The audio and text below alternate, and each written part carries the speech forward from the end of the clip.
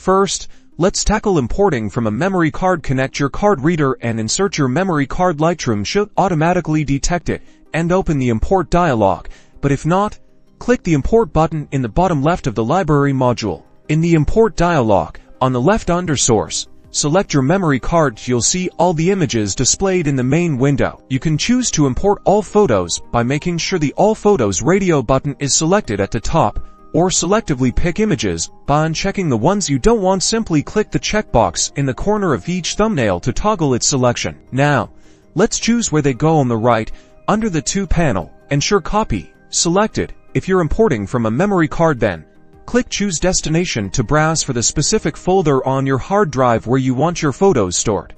Before importing, take a moment to look at the file handling and apply. During import panels, you can choose to build smart previews, which speeds up editing, and even apply basic develop settings or metadata presets during import, saving you time later.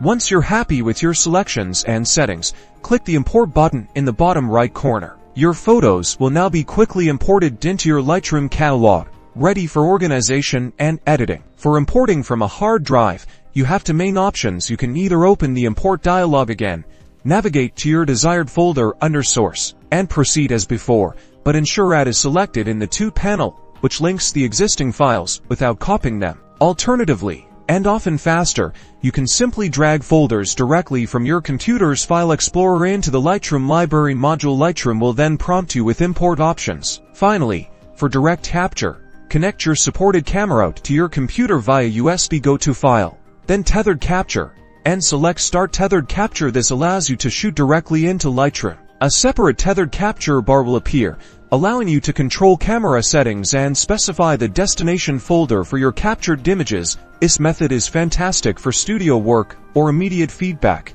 And there you have it.